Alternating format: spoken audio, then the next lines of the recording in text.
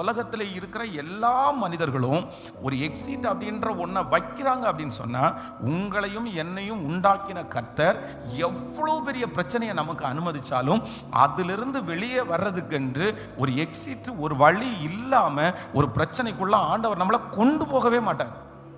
நீங்கள் இதில் ஆண்டவருடைய பிள்ளைகள் தெளிவாக இருக்கணும். அப்படின்னா, என்னுடைய பிரச்சனை வந்து ரொம்ப பெரிய பிரச்சனையாக இருக்குது, கோடிக்கணக்கான ப்ராப்ளம், எனக்கு இதை சரி பண்ணவே முடியாது, என்னுடைய சம்பளத்தால் சரி பண்ண முடியாது, என்னுடைய ஃபேமிலினால் சரி பண்ண முடியாது, அவ்வளோதான், தற்கொலை தான் கடைசி வழி, நான் சூசைட் பண்ணிக்கிறது தான் கடைசி வழி, நான் இதில் முடிஞ்சு போகிறது தான் கடைசி வழி, இல்லைன்னா இதை விட்டு நான் ஓடி போகிறது தான் கடைசி வழின்னு நம்ம நினைப்போம்.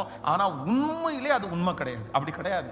நம்முடைய ஆண்டவர் வந்து அதை நம்ம அடிக்கடி பாடுவோம்ல, தாங்கிடும் பலன் தருவார், தப்பி செல்ல வழி செய்வார், நான் தப்பி செல்ல வழி செய்வார், நான் தப்பி செல்ல வழி செய்வார், கலங்கிடவே வேண்டாம், கலங்கிடவே வேண்டாம், நம் இயேசு கைவிட மாட்டார், எங்கள் இயேசு கைவிட மாட்டார். அப்போ வந்து நம்முடைய ஆண்டவர் வந்து என்ன வைக்கிறவர் அப்படின்னு சொன்னால், நம்ம எவ்வளோ பெரிய பிரச்சனைகளை நம்ம சந்தித்தாலும், எவ்வளோ பெரிய ப்ராப்ளம் நமக்கு இருந்தாலும், அந்த ப்ராப்ளத்திலிருந்து நம்மளை ஆண்டவரால் வெளியே கொண்டு வருவதற்கு கர்த்தரால் முடியும்.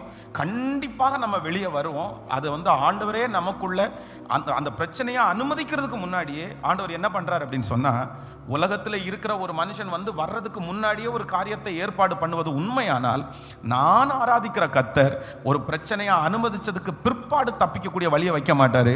அந்த பிரச்சனையை உங்களுக்கு அனுப்புகிறதுக்கு முன்பாகவே தப்பிக்கொள்ளுகிற ஒரு வழியை வைக்காம ஆண்டவர் வந்து கண்டிப்பா நமக்கு அந்த பிரச்சனையை அனுமதிக்கவே மாட்டார். அதனால இன்றைக்கு இந்த சத்தத்தை கேட்கிறவங்க, நீங்க எவ்வளவு பெரிய பிரச்சனைக்குள்ள போனாலும் நான் விசுவாசிக்கிறேன், நீங்க வெளியே வரக்கூடிய சகல கிருபைகளையும் ஆண்டவர் உங்களுக்குள்ளேயே கர்த்தர் வச்சிருக்கிறாரு. ஆண்டவர் உங்களுக்குள்ளேயே ஆண்டவர் வச்சிருக்கிறாரு. நீங்க வெளியே வருவீங்க, நீங்களாகவே வெளியே வருவீங்க. கர்த்தர் உங்களை கர்த்தர் வெளியே கொண்டு வருவார்.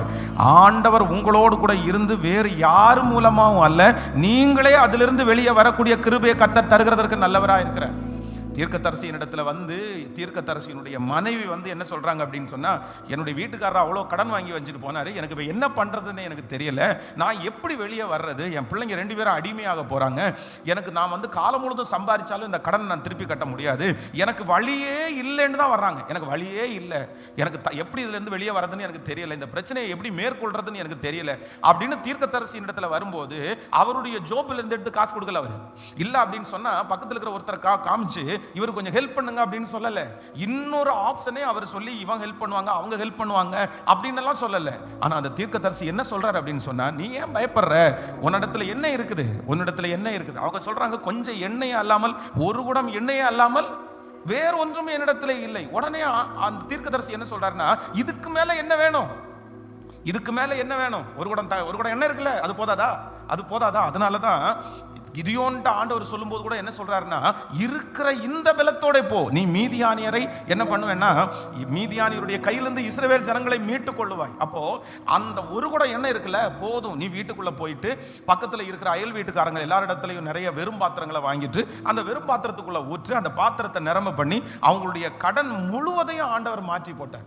அதனால ஆண்டவருடைய பிள்ளைகளே, நம்ம வெளியே வரக்கூடிய சக்தியை, நீங்க எந்த சூழ்நிலையில் இருந்தாலும், எந்த பிரச்சனையில இருந்தாலும், வெளியே வரக்கூடியதை கர்த்தர் இன்னொருத்தர் கையிலையோ, வெளியே வரக்கூடிய அந்த காரியத்தை வந்து இன்னொரு ஃபேமிலி கையிலையோ, இன்னொரு தலைவனுடைய கையிலையோ அல்ல, இவங்க நினைச்சா நான் வெளியே வந்துருவேன், இவங்க நினைச்சா வெளியே வந்துருவேன் அப்படின்னு ஆண்டவர் வைக்காம, ஆண்டவர் என்ன சொல்றாருன்னா, சகல பிரச்சனையும் வெளியே வரக்கூடிய சகல சக்தியையும் கர்த்தர் உங்களுக்குள்ளேயே கர்த்தர் வைத்திருக்கிறார்.